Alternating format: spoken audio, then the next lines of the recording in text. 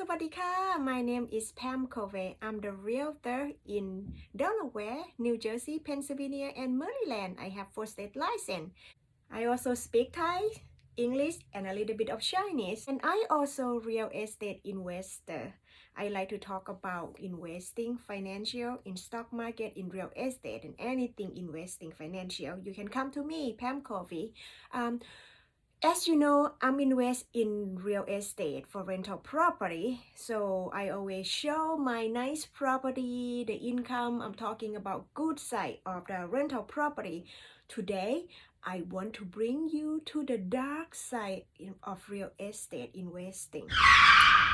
As you know, when you invest your money in real estate, in rental property, and you have to set your mind, anything could go wrong. It will go wrong. So today we're gonna talk about it. Stick with me. Let's go to see one of my property, how bad it could be. This property is located near University of Delaware. It actually in College Square, so it's all students and people who work in university. So I'm thinking about potential, and when I look at the property, it's a good location. I like it within the city of Newark. And they already have tenant in place. They pay $1,250 a month. And the tenant is the graduate student, and they keep the property in a nice, in good condition. And I thought, oh, that's great. I'm fall in love with the property already. And I made an offer with monthly offer, so I have to put 10,000 for the deposit to make sure that to show them that I'm a serious buyer, right? And then I decide not to do inspection. Meh. Never ever to not to do inspection. For your own protection, always do home inspection. But the reason I didn't do it because the owner, the seller said, sell as is. They will not repair anything anyway. So me and another investor that they buy another unit in the same street, we decide not to do inspection, and because we thought, well, since we're gonna have to spend money to fix anything anyway, why don't we just save $700 for the inspection toward the fixing of the property? And we already know with this price range, $130, $135, we're gonna have to fix something, you know. And the day before the settlement, we went for walkthrough, and that day it was pouring rain in my property. And when I walked through in the corner of the house, I saw that seemed like the leak come from the roof, or we don't know it's come from the gutter or anything. So I called the listing agent and said, hey, there was leaking a lot. I make it sound it's terrible, it's a lot. And then I told them, your seller have to give me credit, at least $1,000 to fix that leak. And they come up with $500. So I agree for them to give me $500 toward fixing that leak, which I don't know.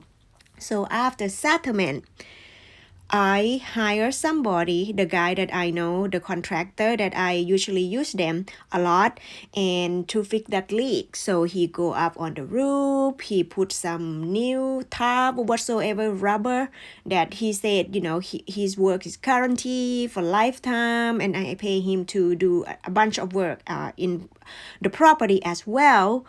And then a couple months later, the tenant called me, there was still leak through the wall, and it's getting worse. So I called the guy to come to fix again. And then he said he don't know what is the issue. And then I call him again to come to fix the property. And then it take me about 2 or 3 times for him to come. And he said he tried to fix the problem. But apparently he said because the gutter, because the leak, it's stuck, the water can't come through the gutter. Apparently, I don't know that he didn't do the job, be honest. So I decide to use another contractor that I found randomly on one of my rental property that he do some work in front of his house. I said, can you come to look at my roof? What do you do for living? He said, I'm the contractor. I'm doing the roof. So he came to do my roof, and then he said there was a big hole under that rubber roof because it's a flat roof. And he gave an estimate, he will charge me only about $500, $550 to finish that job. On top of that, the previous contractor charged me for 1,200 for that job, and then he didn't fix the issue. So this guy finally fixed the issue for me. Thanks goodness.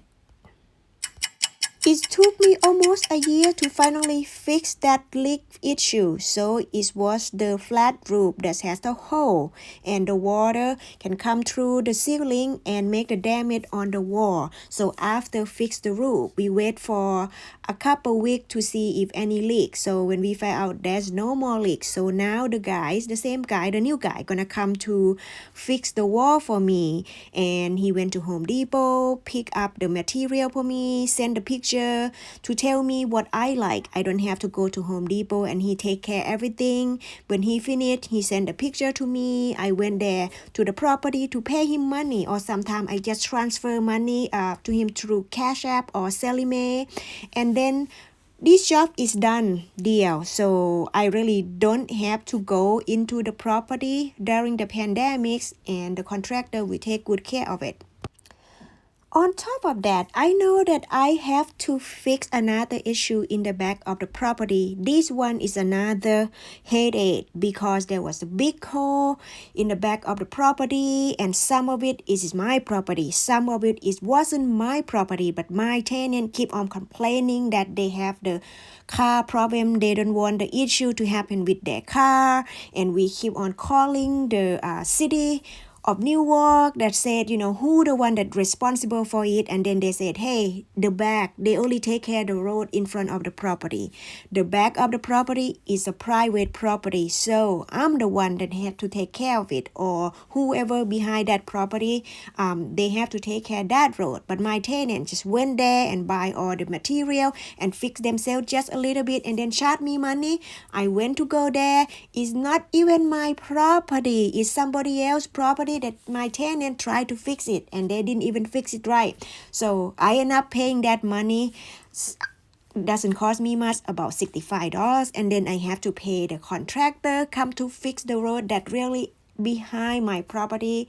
That cost me about $350, which is not much, but however, it take a while, and I don't want any issue with my tenant. That's $65, so I just let it go by telling my tenant, don't worry, I pay for you, and after that, a few months, the tenant also called me that says there was a leak through the bathroom to out the ceiling to go down to the first floor, and I sent the guy to take a look at it. No wonder we find out what to do, and I don't want to pay any more money, and one of my investor friends, she said she can fix it.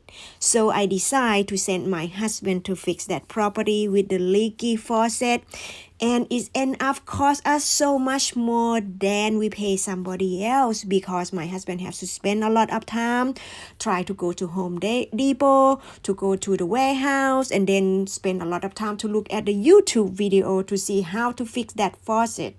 So I will never ever to send my husband to fix the big plumbing again, because it's not worth our time. Instead of he spend the time to do his work or spend time with our children, with family. So I rather to pay someone $100 to $200 to fix that issue. And then a little thing in the bathroom problem issue, have the tenant keep on calling. I said fine, everything is need to be fixed. It need to be break.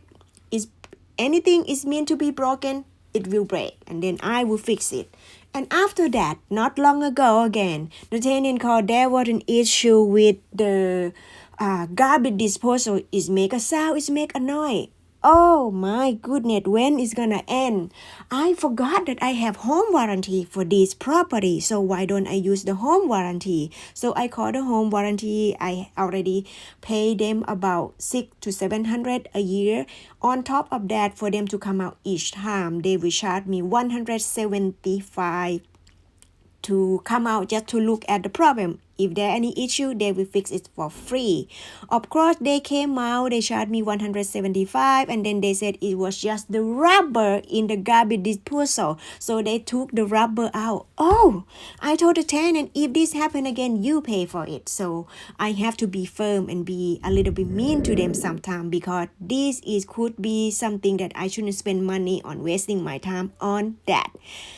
And then, wait, it's not never end. The tenant called me again a few months later, said that there was an issue with the washer and dryer. The dryer make a sound like wee sound. So I don't know what to do. I don't want to call home warranty. It seemed like sometimes it's not worth it for them to come out and charge me $175 each time again. So I called the mechanic, the guy to come out. He said he put the lubricant in. He charged me $100. He been there only for like 5 to 10 minutes. But anyway, that's done.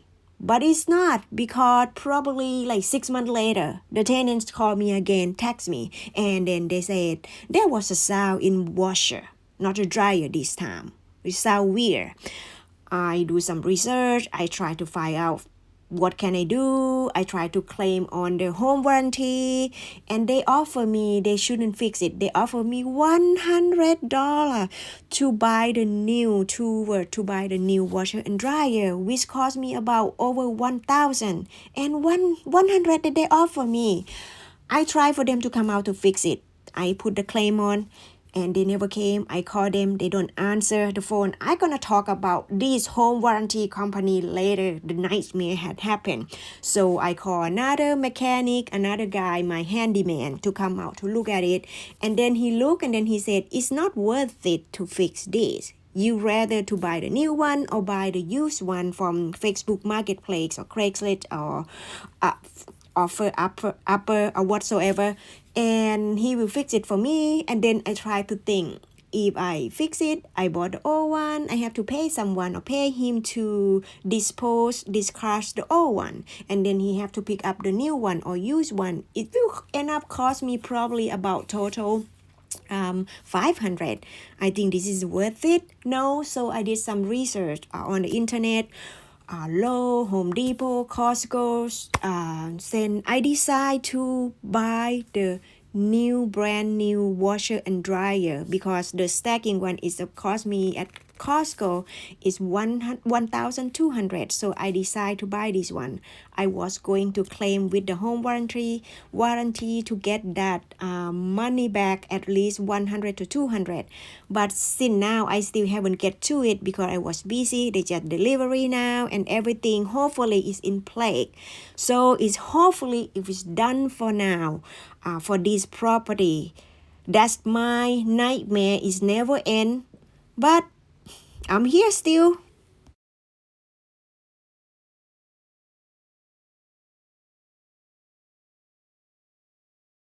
On top of that, I have to replace the back door because I don't like the old one, and the trim it was broken, so it's more worth it to just replace the whole back door and then pay someone to paint the property, the trim, to make sure it's in a good condition.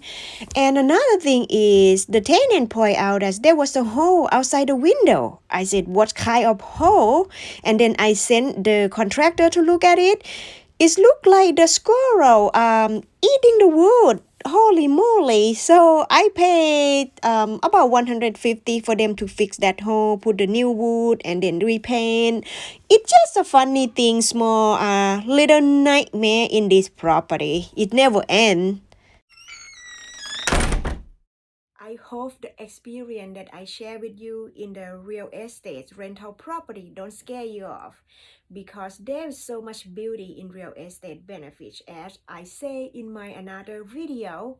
But this one I just want to point out. But I still like real estate investment? Yes, I do love to invest my money in real estate business because I enjoy doing it, and I like to put my money in different basket, and real estate is one of the biggest thing that I do.